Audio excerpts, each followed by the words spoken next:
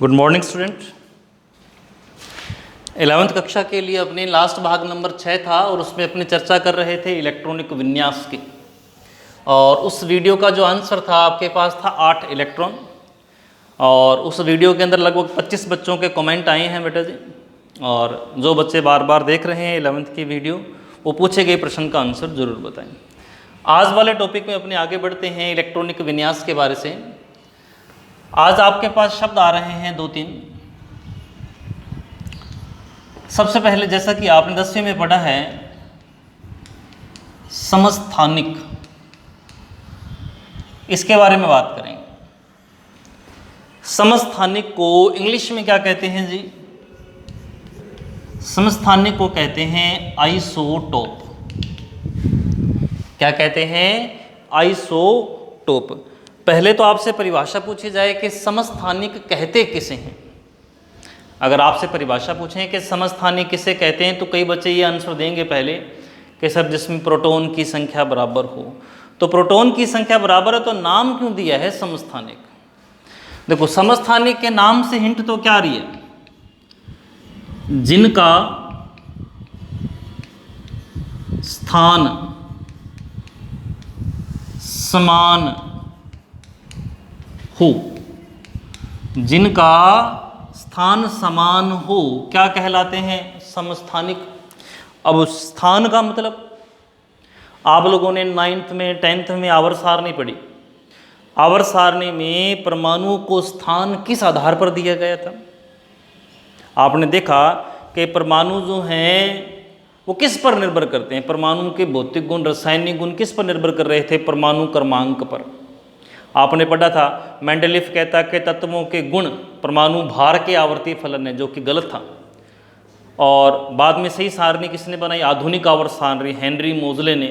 उन्होंने कहा कि तत्वों के भौतिक गुण जो हैं वो परमाणु भार के नहीं बल्कि परमाणु क्रमांक के आवर्ती फलन होते हैं।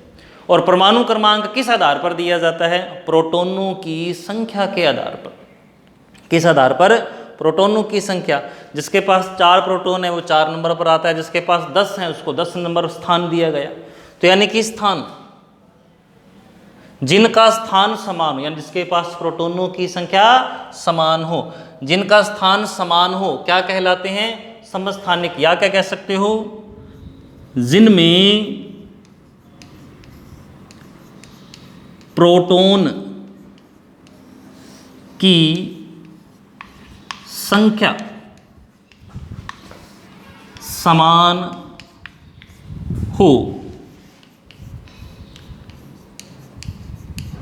समस्थानिक कहलाते हैं। प्रोटॉन की संख्या समान हो क्या कहलाते हैं? समस्थानिक कहलाते हैं। अब मतलब इसका देखें, जैसे कि आप पढ़ते हो हाइड्रोजन के 3 समस्थानिक H11, H12, H13। ये हाइड्रोजन के 3 समस्थानिक हैं कि नहीं है? हाइड्रोजन के 3 समस्थानिक H11, H12 और H13। पहले बताओ H11 का क्या नाम होता है? क्या बोलते हैं इसे? इसे बोलते हैं प्रोटियम। क्या कहते हैं बेटा जी? प्रोटियम। 12 को क्या कहते हैं? इसे बोलते हैं ड्यूटीरियम। क्या कहते हैं? ड्यूटीरियम। 13 को क्या कहते हैं? ट्राइटियम। क्या कहते हैं? ट्राइटियम। हाइड्रोजन के 3 समस्थानिक प्रोटियम, ड्यूटीरियम, ट्राइटियम। अब प्रोटॉन देखो इनमें कितने, जो पैरों में लगी संख्या होती है वो प्रोटॉन होते हैं। 20 से प्रोटॉन, सब में कितने कितने हैं? 1 1 1। फिर न्यूट्रॉन कितने हैं? न्यूट्रॉन कैसे निकालोगे? नीचे वाली संख्या को ऊपर वाली संख्या में से माइनस कर दो, न्यूट्रॉन आ जाएंगे। नीचे वाली संख्या को ऊपर वाली संख्या में से माइनस कर दो। 1 में से 1 गया 0, 2 में से 1 गया 1, 3 में से 1 गया 2। न्यूट्रॉन। आई बात समझ में?